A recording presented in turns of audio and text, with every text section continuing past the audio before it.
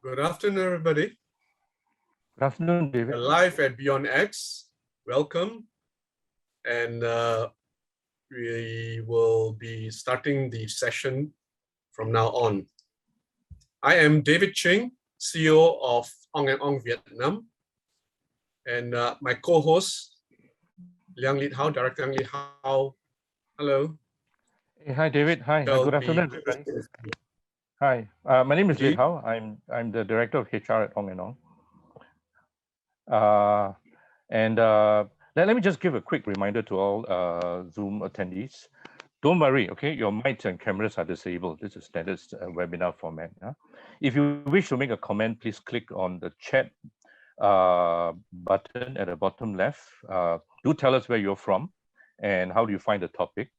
If you want to ask a question, it's very simple. Just click on the Q&A and then just type the question in, and then hopefully we get as many questions as possible so that we can have a very lively Q&A just before the session ends. So we want to have a good Q&A. So do post your questions, as many questions as is possible.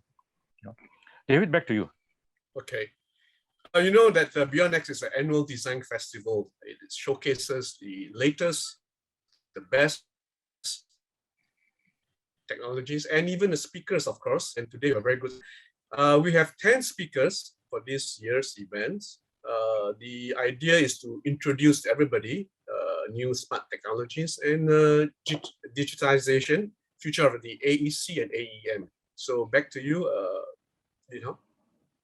Okay, thanks, David. Now, we have a total of 8 sessions for the entire BeyondX this year. We start at 10 a.m.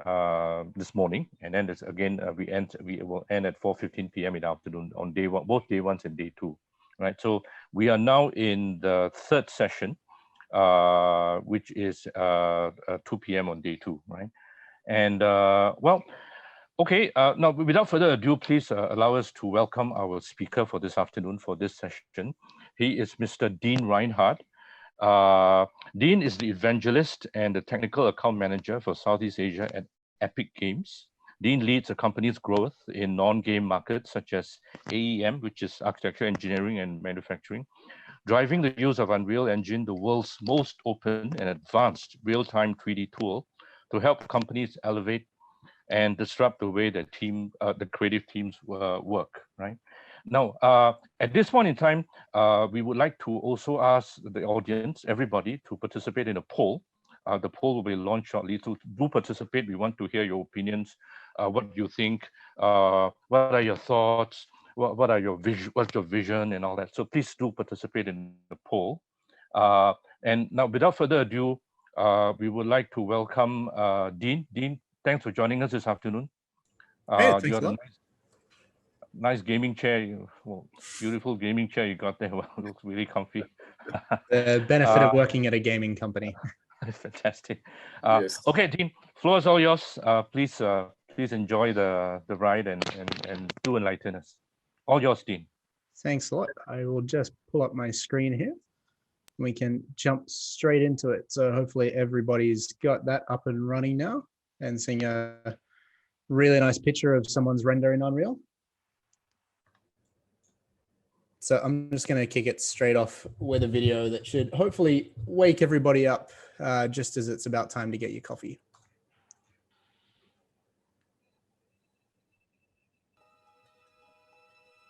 Creativity lies in all of us. It's what makes us human.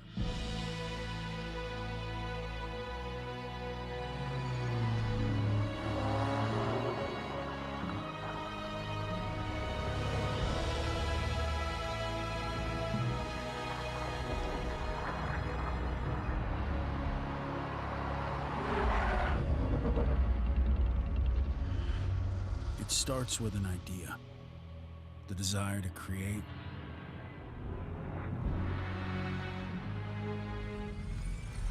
to solve, to play,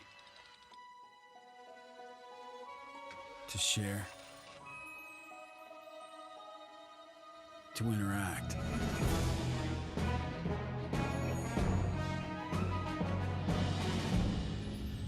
Together we can build new worlds.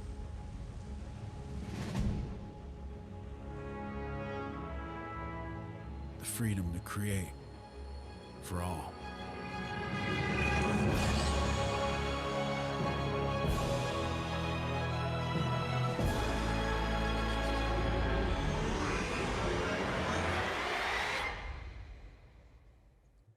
So I like to start off with that because, yeah, it helps to wake everybody up.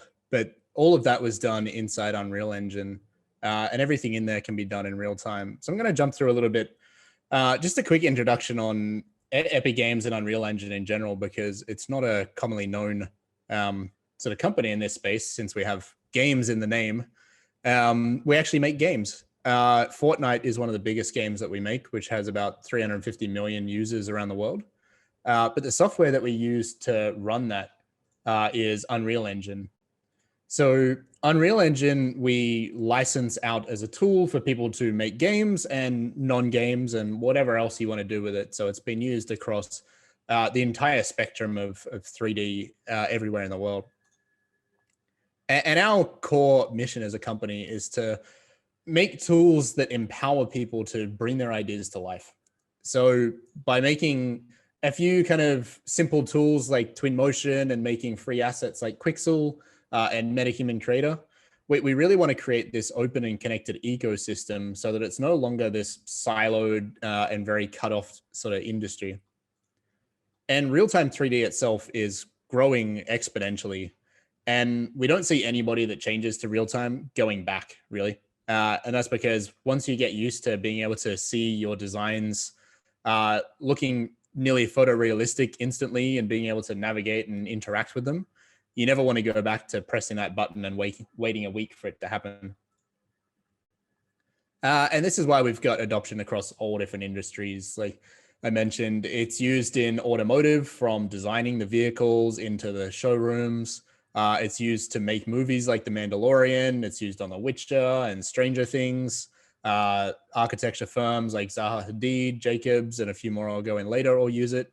And really across the board, Unreal is getting used by awesome companies doing really amazing stuff with it. Some of those companies in the AEC space that I'm sure everybody recognizes most of these logos.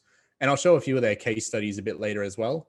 But when you can see that companies like Zaha Hadid integrate Unreal across their entire platform, you know that it's a pretty robust sort of system that lets them do what they need to do. And our main goal in the AEC space really is to be this bridge that enables people's ideas to flow from one system to the next, from one team to the next, and from one like project to the next. And we do that through two different sort of products. Twinmotion is the first one I'm going to quickly talk about. And Twinmotion is, well, it's built with Unreal Engine. So it's a standalone piece of software that runs on Unreal Engine to handle all of the amazing looking graphics that you can see here. But it's designed to be an idiot-proof tool, really. It's drag and drop. If you want to have cars animating in the scene, drop them in and just draw along the path you want them to go on.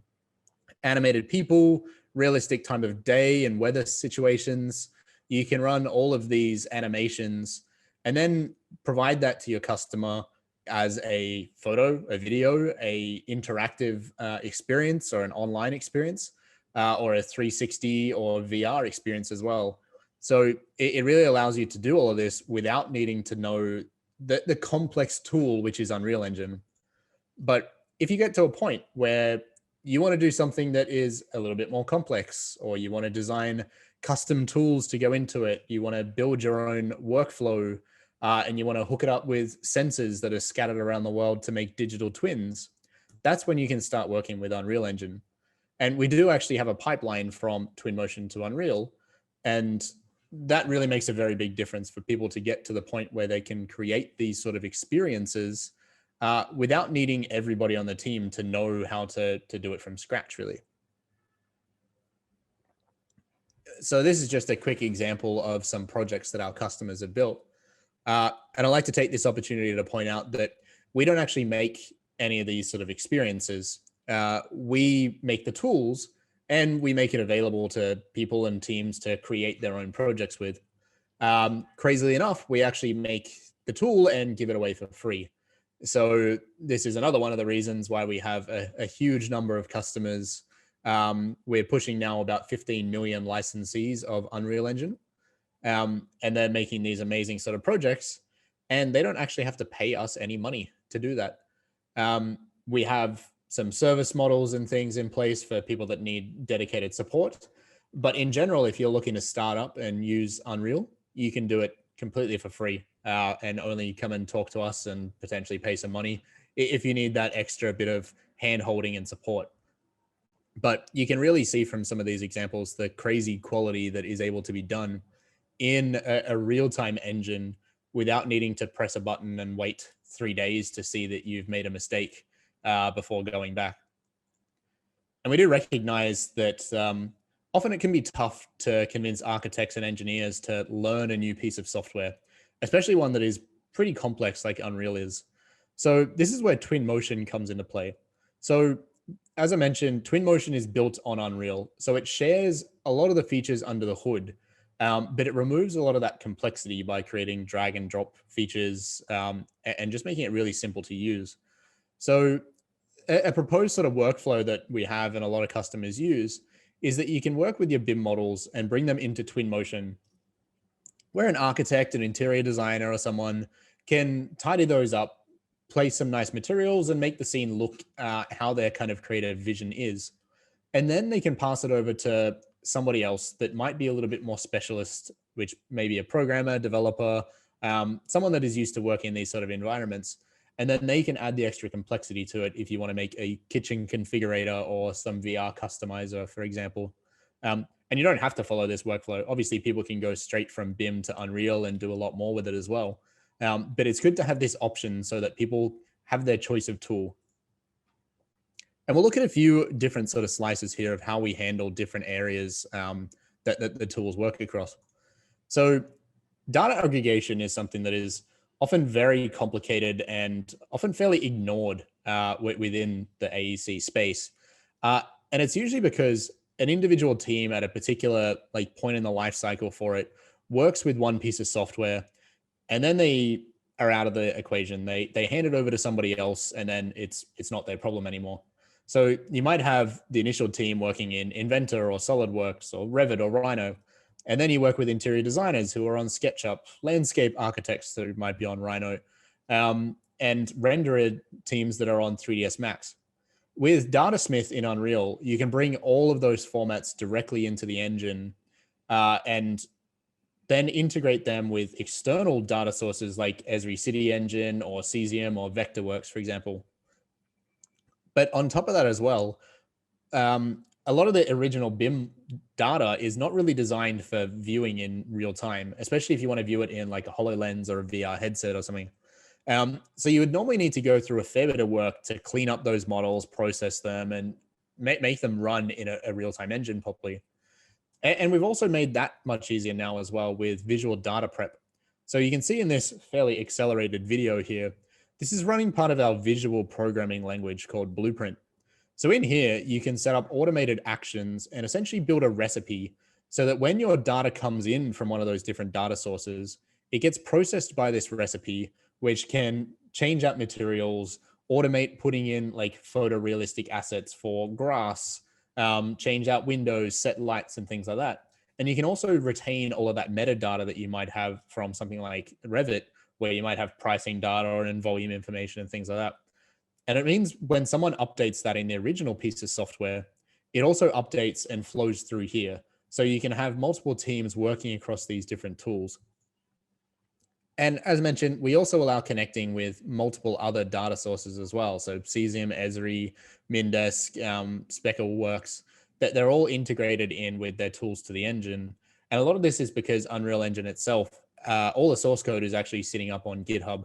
So any development team can integrate their own tools into it without needing us to open something up to them or get a particular license or anything. And just to sort of recap on what I mentioned before, the idea is that teams continue working in their traditional software. Whatever they're familiar with, we're fine. But the goal is that they can all start to bring that data together in Unreal, whether you're bringing your landscape in, your real-time data, your construction data, all of that can start to integrate in so that teams can work together and also carry all that data across. So it's no longer siloed to that particular part of the project. It can carry in all the way through to the end of it, right into like the maintenance, digital twins, and everything else that you're doing with the data. From a collaboration standpoint, we also see that a lot of users like to have this kind of shared environment to review models. So built into the engine, we have some templates that are literally just one click, say, okay, I want to do a collaborative VR template. And you can view this in VR, in AR, on a desktop machine. All you have to do is drop your models in there. And then that's all set up so that you have a networked, essentially multiplayer game that people can review the models, annotate them, leave notes. And these are great for design reviews and pushing them out to customer reviews as well. But sometimes your customer doesn't have a high-end machine that can handle real-time ray trace graphics. And this is where pixel streaming comes in. So we actually shied away a few years ago from trying to push our content directly into the web browser. And we found that a better way to do it was to enable teams to package up their whole project and put that on a powerful cloud computer instance, which then gets streamed to the end users, very much in the same way that you view a YouTube video. But in this instance, it can be an interactive YouTube video that you can change materials, colors, move around it however you like, and adjust all the settings with it. So that's great for the design reviews. But in Unreal, like Unreal does, it takes a little bit more work because it's fully flexible and custom. But with Twinmotion, being idiot-proof, it's one click. Instead of saying, okay, I want to package this as an executable application to send to somebody, you just say, okay, package it for the web. Come back a few minutes later and you get a URL, which you can then share to your customers. They can log in and view it as an interactive experience. Another big piece that is carrying across from our game development heritage is world building. And this is great in simulation and also large industrial projects as well. But having the ability to load in, let's say, an entire country's worth of data is pretty useful, but keeping it usable in those different areas is tough. So we have a lot of features built into it that make working with chunks of data really great. And we also have a lot of tools that, again, carry over from game development that allow us to rapidly iterate and develop realistic looking environments, such as what you can see on the screen here, with placing trees dynamically around a map based on rules. So you can say that, okay, this type of tree doesn't grow in the shade. These need this much distance between them. This is how old they are. And we dynamically generate these environments so that you can have highly realistic and detailed environments without needing to manually place every single tree in the level. Because the goal is not to do more work. It's just to have things look more realistic. And I've kind of already covered this, but we have so many different connections now with external software that it's brought up a lot. Cesium is something that is now free to use in the engine as well. So I'll go through a case study with that one a little bit later. But a few of these ones essentially allow you to bring Google Maps and Google Earth directly in the engine to work with and consolidate with your own data. And the final big piece that we have, because we make Fortnite and we make it run on multiple different platforms, we support a lot of different platforms. So because Unreal is also used in virtual production, on movies, in augmented reality, virtual reality, we run on all these different systems. But again, we don't want you to do more work. So we have all of these tools built into the engine to allow you to develop one time something that will run on your high-end PC, as well as running on a low-end VR headset or a handheld AR device as well. And these cover all the different tools that we have in the engine for XR. We've got our visual programming language, as well as animation, visual effects, and very secure networking systems as well. What's coming up, though, is the really, really big game changer. So Unreal Engine 5, it's now available in early access. And we've got a few quick features that I want to touch on here, because a lot of these apply across all industries. Because traditionally working with game engines was tough because they couldn't handle the amount of data that you might have with a BIM model, for instance. A new feature we have called Nanite kind of takes care of that problem. You can throw billions of polygons at it, like you can see here, and it doesn't even break a sweat. So this was the one that is really, really game changing for a lot of different areas, because it removes all that manual work.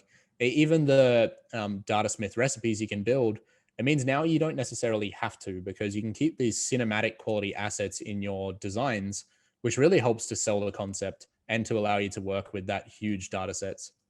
As well as bringing in Lumen, which is our new global illumination system. So all of the lights in here can be changed in real time. You could set your location on the Earth, pick a time of day and a date of the year, and see exactly what it's going to look like in that situation, and then instantly change it to another time, scrub through a timeline to see what it looks like with all these different sort of conditions. And that is really, really huge to accelerate development times. We also have even more features in for handling these open world data. So if you wanted to have the entirety of Singapore in here, you can handle it quite easily, but you don't necessarily want to have all that data loaded all the time. So we allow you to chunk that data, dynamically bring it in. And this also helps for when you're working in very large teams as well, that different parts of the business can be working on different areas of the design without needing to worry about breaking each other's parts of it. And being a new version as well, we've also spent a lot of time working with our customers to optimize and redesign the workflow processes as well, and integrate all of the Quixel assets directly in, so you can create super realistic looking environments without needing to model rocks, because you don't want someone on your team spending time to model rocks or trees or just random debris because it makes it look real, but you want it in your scene because it makes it look real. So kind of recapping on this, the idea is that we allow you to bring the entire BIM lifecycle into a single tool, whether that tool is Unreal or Twinmotion. They're pretty much the same thing these days. But the point is that you can start right from the concept, working with these tools, bring it through detailed design, working with the BIM models directly for engineering, documentation, construction. But then with those exact same models and data sets, you can then take those through to the sales and marketing teams, through into digital twins, as well as then you're able to handle that for ongoing maintenance and renovations and everything else that you have throughout the life cycle of the buildings themselves. Jumping into a few of the different case studies from some of our customers here, I'm just going to play a few of these ones quite quickly. So in Twinmotion, this is a nice little example of what you can do just with the inbuilt tools in Twinmotion. So you can apply really nice animations, create these really cool scenes. And this is all done in real time. There's no sitting waiting for a render. It's instant. You can, of course, push out higher quality renders as well. And with Unreal Engine, we can push that even further. But the fact is that this can be an interactive experience for people that could walk around it in a VR headset, or it could be packaged up in a web browser. And you just get a lot of flexibility here for the different ways that you can run this content, all without needing to wait days to generate these sort of videos. So it opens up a lot more possibilities than just providing your customer with a single like photo, because that's all the render time that you had. You can see here as well, the tools for creating these sort of videos, slideshows are incredibly simple. It's literally drop a camera in the scene, then drag it where you want and say, make a video. So you get access to these, what can be very complex tools in really, really simple UX. Then when we look at the next sort of stage, so I am a big fan of this one because this is showing off a few of the features with Unreal 5. And if you were just to look at this in isolation, it'd be hard to tell that this is not real. And all of this is happening instantly in real time. Lighting conditions can be adjusted. Furniture can be changed. You could develop this into an application where a consumer can come in with a VR headset, pick their furniture, change colors, adjust materials, and really have this sort of view, which for the majority of people, it's going to be hard to tell that this is not just someone walking around a real house with a camera. And that is essentially what you want. And it can be pushed further again by adding more like imperfections and things to the environment as well. So when we look at digital fabrication as well, here's a really nice short video from Zaha Hadid, who we ran an article on this one yesterday, who developed this application internally for themselves, but also then for their customers to work with them on designing these buildings. So this actually runs entirely through a pixel streaming method, so that users just have to log into a web browser, and they can start configuring this property very much in the same way that you might have done it in The Sims a few years ago. But then the end result of this is you can click a buy button and say, okay, please build me that property. And this is where it starts to become really, really crazy, because we're seeing companies pop up that when you're working with prefabricated sort of designs, they really are just like Lego bricks that a customer can modify their designs, tweak it, and following rule sets, know that it's able to be built or not, and then purchase it on the spot. And then a few months later, have some shipping containers turn up with your pre-built house ready to go. And when we look at real-time design as well, having the ability to work with tools like Grasshopper to do parametric design directly in Unreal Engine, so you can get this highly detailed view, which is quite different to what you would be looking at directly in Rhino, for instance. You can have on the same screen on the same computer a VR view that is running while somebody is customizing that, and really start to get an idea of how these things adjust your design, how it changes lights and shadowing, and even allow people in VR to start designing these. It seems like a strange idea, but it's actually really intuitive for people to jump into a VR headset, start moving walls around, and start creating structures. And that's really going to be a shift that happens over the next decade or so, where people start to do more and more design and concepting work inside VR and AR itself. A really great example of what you can do once you've got a nice data set in Unreal is you can visualize that information in ways that are really tough to do through other systems. So here you can see some really nice examples. Oops, the video stopped.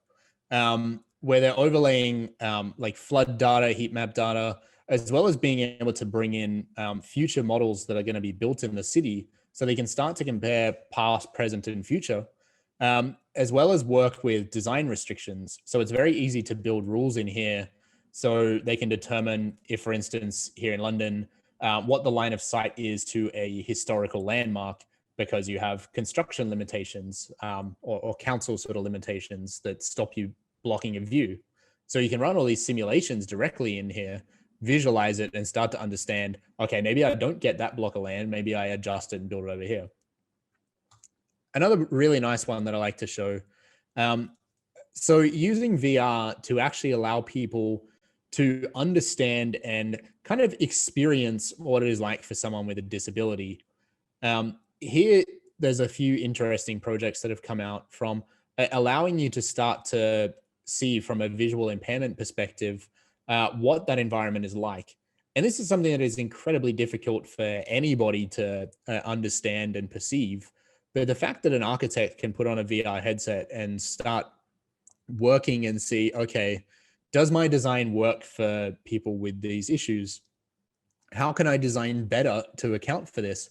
And how do we just do more inclusive designs in general? It's really great to help people to understand these sort of issues and work with their designs. We saw a small part from this video previously. Oops, and it seems Zoom has just quickly stopped there. So I'll just open this back up again. 1 second.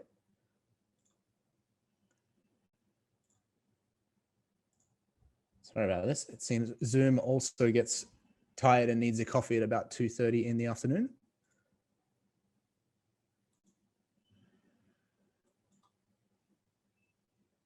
So I'm hoping people can see this one again. Someone please shout out from the panelists if it's there or not, would be great. Yes, Dean, I can see it. Great, then I will start off again. So Thea Interactive has done some really great enhancements from what we've got with our like collaborative template. So you can see from here, they've taken it even further by allowing people to view the traditional sort of tabletop model that you're familiar with, but also work in this virtual space, essentially. So they bring in their 2D floor plans, 3D images and photos, and essentially allow these remote teams to collaborate together and experience their designs in different ways. And it really opens up this avenue for new creative ways of working. And I think we're going to see more and more of these popping up over the next few years as less teams are able to actually physically work together. Also, the benefit of having all of that data from the get-go is you can now bring it right through to the virtual sales side of things. So if you're building a new building and you want to know what it looks like on location, you can drop that into an augmented reality experience, walk out on site, and then start to visualize, this is what it's going to look like from across the street. Really cool stuff you can start to do with it, build giant projection mapping experiences, and go even further with building out green screens, for example. And the bits that get me really excited are now the abilities to do full digital twins of entire infrastructure and cities. So when you've got your full 3D BIM models available to work with in real time, you can now start to layer in sensor data and historical information with that. And these are amazingly beneficial for teams that are looking at predictive maintenance and digital twins for smart city sort of applications. So you can see here that Unreal is running a pretty complex scene, but it's all in real time, allowing them to scrub back through the history of it and start to diagnose problems. So it allows you to start to correlate information with issues further down the path, which can then start to feed into your future designs, as well as optimizing construction processes. So here you can see they're able to work with point cloud LiDAR data, and you can overlay this on your BIM models to start to see what issues might have cropped up during construction. So if you wanted to, for instance, try and scan your building each month during construction, you could see how much you're deviating from the original designs. You can then push that even further by, let's say, bringing in the entire city. And this is not a drone footage. This is all running in real time in Unreal. And this is Wellington in New Zealand, built by a team called Build Media. And they started out quite small with this and eventually just started adding more and more data into the equation. So bringing in real-time data of public transport systems, bringing in real-time occupancy for parking and things, and making this sort of available for people to integrate their own data sets within later, has really opened up some amazing possibilities here to potentially scale this out across the whole of New Zealand. And they're just really touching the surface here of what is possible. And the more data sources that you start to bring into here, the more exciting it gets, really. And on top of that, it just looks amazing. Like, this is just really, really cool. The fact that you can take a satellite view right into a city and then see in real time whether a parking spot is available.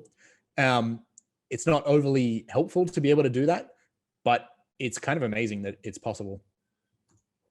Another system that I like to show off here as well. So this would be pretty standard if you were to look at it and say, okay, that's a really nice 3D model someone has built of a church. The difference is this is not a 3D model. This is a point cloud scan. So this is running a LiDAR scan at a 0.5 millimeter resolution. And then all of that point cloud, I think 16.5 billion points, is just all being rendered in real time here in a very, very realistic sort of scene. So you can get right into the tiny little detail and all the carvings and everything on here.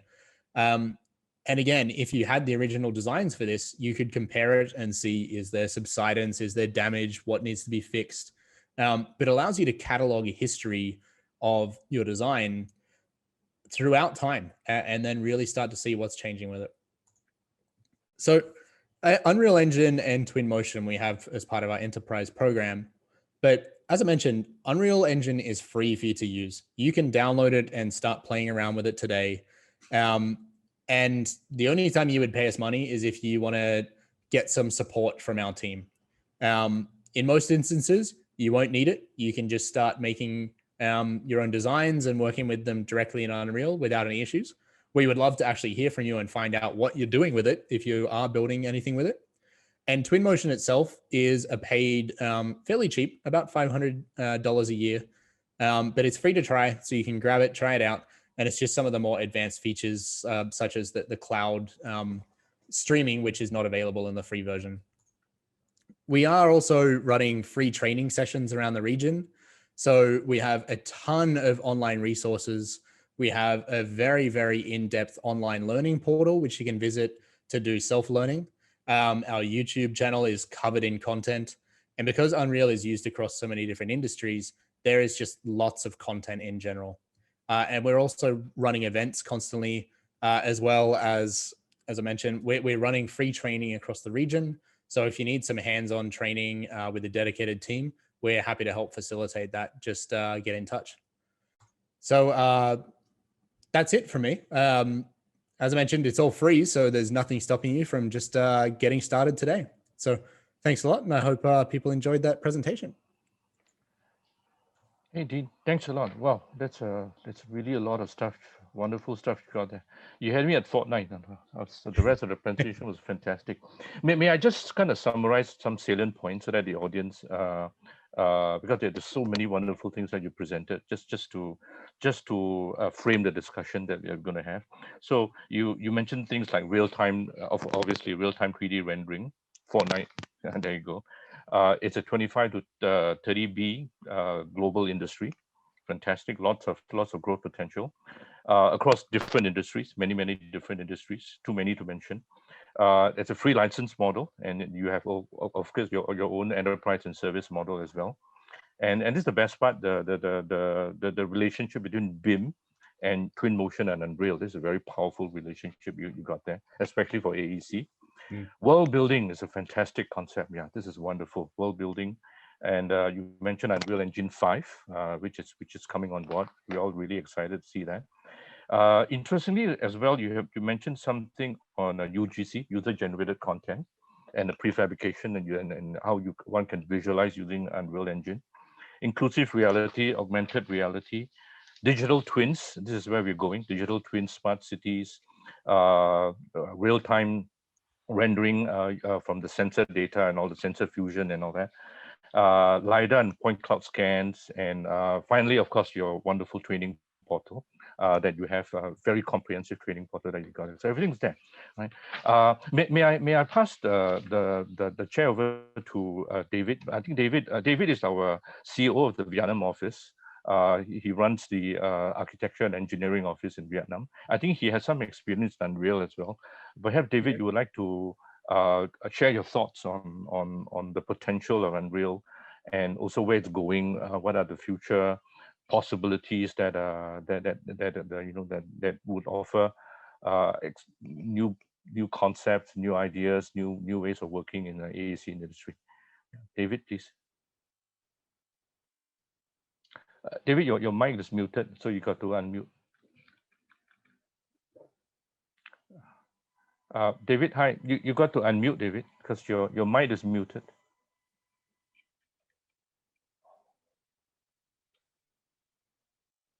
Okay, sorry. Yeah, there you go. I did. You certainly live up to your namesake. It's what you're shown is really almost unreal to me.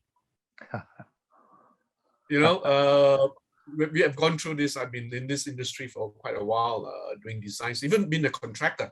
And what Lee House mentioned about this prefab stuff, you know, it's really quite amazing. And going through, Vietnam is growing, I think you know, and many of the clients, they love to see things like virtual reality, and we walk them through. And we did a hotel, Elma Resort, which is a big hotel, and we're working on more projects. I think the questions that I would love to bring on forth, but we will look at the list which Lee Hao is going to go through. I think Lee Hao, is there a list of questions that you'd like to go through? Yeah. I think generally, yes. Can you hear me? Yeah. Okay. Good. I after listening to Dean, I actually do not show you any of the works, because what you have shown is just, I would say, almost mind blowing. So really excited. I've told my guys, hey, please watch this and follow up. Really get into this Unreal Engine and also Twinmotion. It's amazing because you do work from very minuscule work to cities, urban planning, which we do. We do master planning, we do urban planning, we do landscape, the whole works. And I think the next thing I need to get is your chair, of course, and then work on it. Over to you, Reinhard, the questions. Thanks, David. Thanks. Okay, one or two questions that before we go into the Q&A, this is still a panel discussion. Now, in the AEC industry, Dean, we do a lot of walkthroughs for our clients, animations and walkthroughs and all that. And but at the present moment, most of some clients still prefer videos. So we have an adoption issue here. How do you think how we can transit our clients, as it were, from a video mode into the Unreal Engine real-time rendering mode? What's the adoption curve? How do you cross the chasm, as it were? If you and you're being an evangelist yourself, so what are the tricks of the trade to cross that chasm from video to real-time rendering? Well, the great thing with Unreal Engine is that it's also great at creating video. You just don't have to wait days for it to actually render out the footage. So if your client wants a super high resolution photo to put up on a billboard, you can do that. If they want a video fly through, you can do that, but also have animated people, vehicles, weather, everything else in there. So I think the great starting point is keep delivering them what they want, using the new tools that make it better workflow for you and your team. But then maybe sneak in a little extra bit and say, oh, we've done what you want, but why don't you now put on a VR headset and walk around that environment? And yeah, it can be a little bit jarring at first for people, but it's going to start being requested by everyone when they realize, oh, hey, I can really understand this design. It's no longer a photo that the designer just wanted to show me a very particular angle. It's something that I can experience as if I'm really in that building. And we're seeing more and more demand for people wanting AR experiences, as I showed on site as well, being able to walk out on site, hold up an iPad or put on a HoloLens, walk around the construction site and say, okay, this is what it's going to look like. I get the idea now. And that's becoming more and more critical as well, as teams can't travel. You can't do hands-on meetings with a client and kind of walk them through that video. But if you can send them that interactive experience through a web browser, then they can take their time, they can explore it, they can annotate it, they can really start to get a better feel for what it's going to be. But from a get-go, there's nothing stopping you just giving them a video, but you'll get it to them a lot quicker and with a lot less rendering time.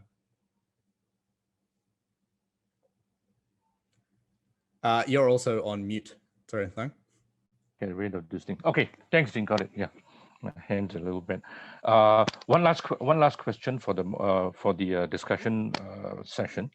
Now you mentioned a lot about digital twins, smart cities, point cloud, and all that. And I think the ability to render real time in digital twin over something that is a point cloud, et cetera, et cetera. I think that you're talking about big data here, right? So how do you suppose how would Unreal and big data then translate into how will it change the AEC industry, you think, moving forward, and how does one then ride that wave? So this was actually my specialty, and I was running the tech for a startup called Elevate Tech in Singapore before I joined Epic. And what we did was we built monitoring devices for industrial equipment, such as elevators and escalators. And that's great to record data from it, but getting it in a format that people can understand and work with and comprehend to then be able to teach a computer what to look for, to do predictive maintenance, to reduce power cost and improve safety. That's where a tool like Unreal comes in, because visualizing data in a format that works for humans is absolutely required to get any value out of big data. If it's all just sitting in a database and you expect that a machine learning algorithm is going to solve all of life's problems, it's not. It doesn't know what to look for. It's going to be told what to look for and how to look for it. So this is where having these really high quality digital twins is great from that perspective, because you can start to comprehend that data, but you can also start to use it right from the get-go when you're coming up with the creative designs. Bring that in, make decisions earlier, figure out what you want to do 10 years down the line, and start to integrate that into the designs from day one. So then making that data available to the next person in the process, whether it's a different construction company, interior designer, or if it's the government that wants to make sure policies are all done the right way. having those consistent sort of formats really starts to accelerate those processes. If you can just drop it into, let's say, the government sort of system where plans are required, if they've got some programs that can automatically run through that formatted data, it doesn't need somebody to sit there and manually look at it and see if all the beams are correct, if the engineering works out. It's just, okay, this meets all the requirements. It's fully automated. And then it's available for the next person in the team to have for a digital twin of the whole city. And then we get into really, really interesting things for the future where everything gets connected, and it makes it much easier to do modifications 20 years down the line. It doesn't require you to go in with LiDAR scans, break apart walls to understand the structure. It's just all historically stored and kept there for people to work with for the future. Yes, absolutely. There are different layers across like a historical archive of information and data. And I think the visualization of data is very, very, very powerful. Because, then it kind of makes sense, right? Okay, we're running short of time, so we need to speed up a little bit. I think the poll, some of you have completed the poll, so may I have a look? Let's have a look at the poll. And while we do that, while we're looking at the poll, perhaps we would like to then open up the Q&A. David, there are some questions in the Q&A. Yes, would you like to just pop the questions, please? Yes, we have a few questions here, Dean. Starting with a question from, I think it's already answered. Can we combine Rhino with Unreal to show the options? Yep, Yes, absolutely. So we have the DataSmith plugin for Rhino, which lets you directly export the models into Unreal, along with Revit and 3D Studio, everything else along the way. But we also support like FBX, USD, Alembic, and yeah, you can get all that data directly in, even in real time if you wanted to. Okay, next question. What's the difference publishing license and creators license? So the publishing license is there a need? Yes. Sorry, you're dropping out a little bit there. So I started early. Yeah, so the creator's license essentially is if you're doing visualization, if you're creating your own in-house tools, if you're working on a project for a client, that all falls under the creator's license. If you want dedicated support from our team, then you can get a publishing license or a custom license. But we have this sort of licensing there available for teams that are making an application like Twinmotion. If you want to make something like that, then talk to us about a custom license. And in general, publishing license is for game developers that pay us royalties after they've made $1 million. So for pretty much all your applications, creators license is the way to go. Otherwise, talk to us. Okay. Another question comes from Indonesia, Edwin. He asked this question, how does one make AR from Unreal? Does it need a plugin? And also, what's the size and file limit for creating AR from this?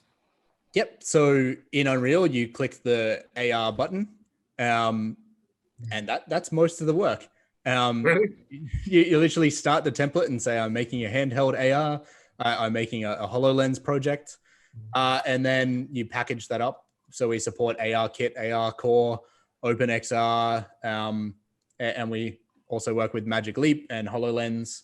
So all of those are built in, all with sample content for you to start working with.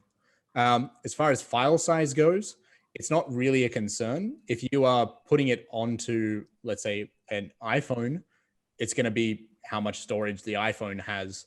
And then it more comes down to the quality of the content. If you're trying to render ridiculously high details on it, that's where you're going to have to do a little bit of work to optimize. But you can use data prep and things for that as well to make sure it runs on those systems. This is also my question and question. We realize that normal machines, at least the laptops, they're not able to handle the load. We are getting on buying to gaming machines. So is that minimum requirement for us to start experimenting at least this Unreal Engine? Yep, there absolutely is. I can't remember the page, but I am going to drop that straight into the chat for everyone. So we have some minimum recommended specs. But also there are a lot more ways now with virtual machines to start running Unreal Engine in the cloud if you don't have the local capability with your own hardware as well. And a few companies are starting to do that as a service as well.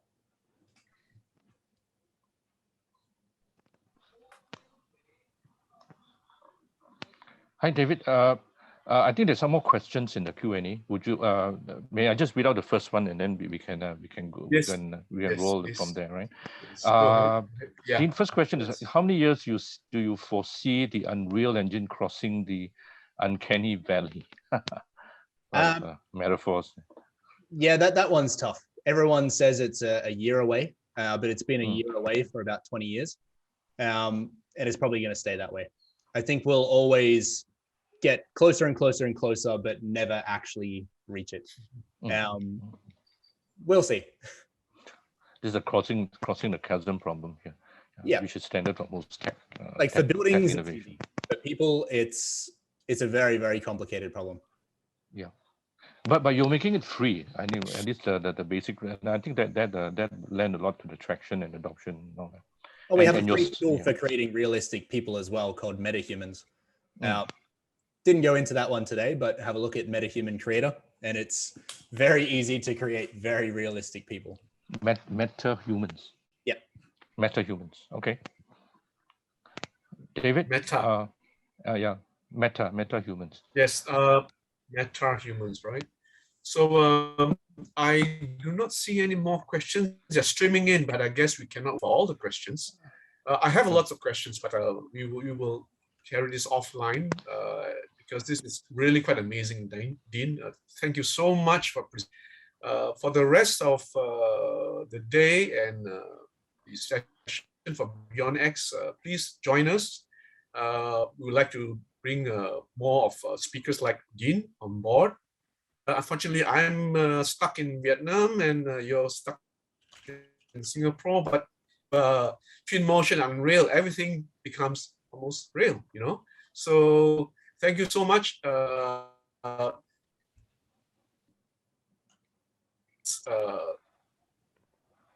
Carry on and look forward to the next session. Right. Thank you, Dean. Thank you. Okay. Thanks a lot. Thank you, everyone. Thanks, Dean. Thanks. Appreciate your sharing the afternoon with us. For the rest of the questions that we don't have time to answer for want of time, I think we will try to answer you offline. There are some very lively questions here. Perhaps we can work with Dean offline to kind of get these questions answered. And now do look out for the next session, which is happening at 3:30.